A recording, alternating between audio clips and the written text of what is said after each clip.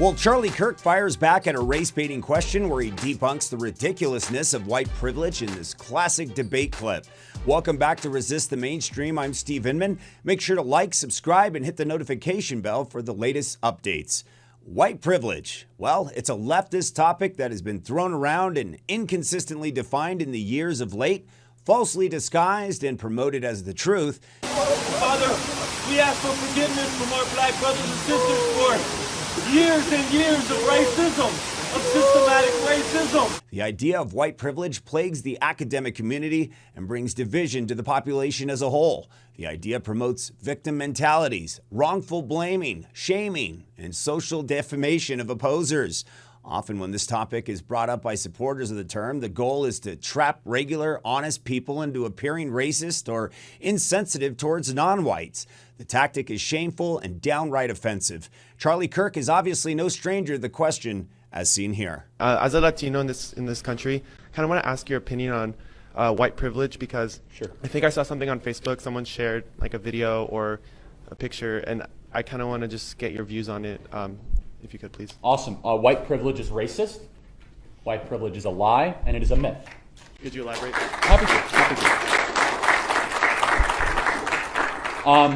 White privilege is racist. Let's go through it. As soon as you begin to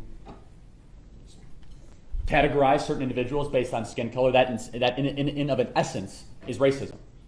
It is. If you say, oh, you're privileged because of your skin color, are you kidding me? I mean, you don't know about my background or my upbringing. All of a sudden you're generalizing an entire group of people just based on their skin color. That is racism. The definition of racism is putting a specific definition onto a group of people based on their skin color, a prejudice just based on their skin color. That is racism, whether it's a good prejudice or a bad prejudice. That is racism. Is it a lie? Absolutely it's a lie. Now, have Caucasian Americans generally done better over the last, 100 years? Yeah, that's correct. But there's also other communities that have done much better. Asian Americans, for example. I never hear about Asian American privilege. Asian Americans are the wealthiest, most productive, least likely to commit crimes members of the American community. Where's their privilege? Is their privilege based in skin color? Absolutely not. There's privilege based in making good choices. When you make good choices, those choices are rewarded. Asian Americans entered mostly in the 1940s and 50s, fleeing communism and Marxism. By doing so, they came into the American community widely discriminated against. In fact, if you ask your grandparents what they think of people from Asia, they won't say very nice things, especially your great-grandparents if they're still alive. They made very good choices. They did the three things you need to do to stay out of poverty in America, according to Ben Shapiro, which is you got to graduate high school, get a job, and get married before you have kids. And over the last 60, 70 years, they are by far the richest group that you can point to based on race in America by far.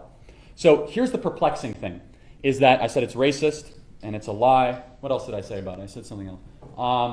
It's very divisive, extraordinarily divisive. Because if you're going to start to categorize people just based on their skin color, then they're nothing more than that racial group. They're not an individual. It's not saying that you could rise above your circumstance. It's not saying you can make good choices. It's not saying that, oh, you might have been born behind and you can get ahead. We want to talk about white privilege. Here's a good question. And anyone who here believes in it, please step up to the microphone. We can have a discussion. It's a little, I don't think it'll offend anyone, but it might bring someone back. Here's a really good question to ask. Are Jewish people privileged? Are Jewish people white? Anyone? Are Jewish people considered white? Technically they are. If you consider their history, I would say not. Oh, they're not white. Then what are they? They're Semites.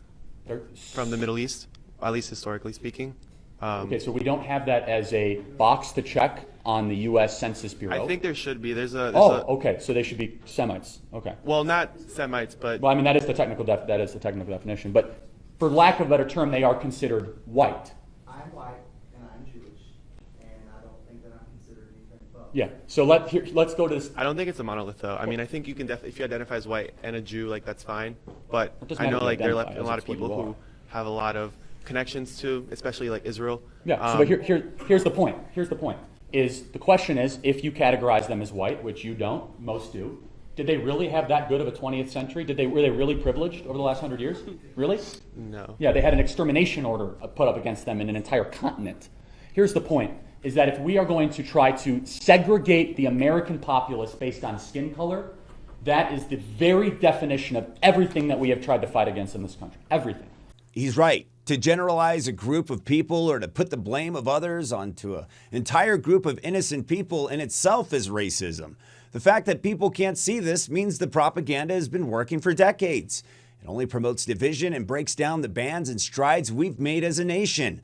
According to the logic of white privilege, all people born with white ancestry are automatically placed above non-whites in the social ladder from birth. Despite even historical and statistical trends, it just isn't true. There's twice as many white people living in poverty in America than black people. Do they live at a higher rate? Absolutely they do. You talk in aggregate numbers, it doesn't reflect to that. So look, here's the point, is that it is anti-individual, and it is very much this idea of racial group collective that I think is extraordinarily harmful and creates this victimhood mentality that pits one group up against the other, that does not reward what America truly is, which is a place where good choices will eventually be rewarded. Go ahead and say something in response if you want to. Yeah, just I guess one follow-up question. So you don't think that specifically regarding the United States, like the crippling, like systematic oppression of like the 60s and before that has like any kind of effect whatsoever on African American communities? Great question. Okay, I'm glad you asked that. Say it again. So say it again, because I want to. Do you think that the systematic oppressive laws of the 60s and prior to that have any kind of effect whatsoever on African American communities today?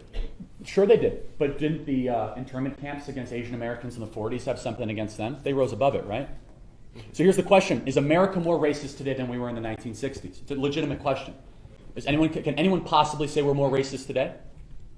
No. Then why are blacks worse off today than they were in the 1960s? It's not because we're a more racist country. We're much less racist in every single metric. It's because we've incentivized bad behavior over the last 60 years. Black single motherhood was 18% in 1965. It's now 71%. What happened? Is it because we got to be a more terribly racist country? No. Did we get more racist laws? No, we actually got rid of most of all of them. Civil Rights Act, we got rid of almost every single one. So what happened? It's because we incentivized really, really bad behavior.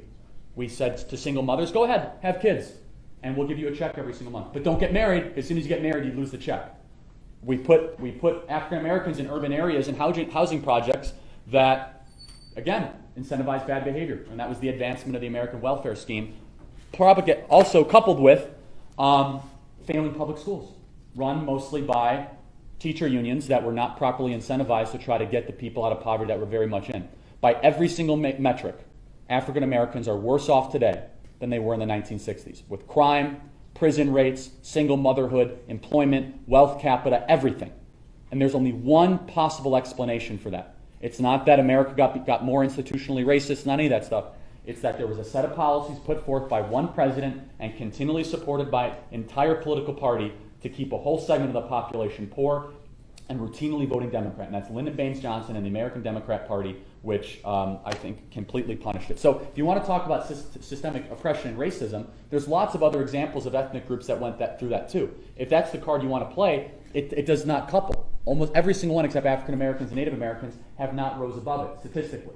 And the only thing they have in common is absolute total government interference and involvement in their life.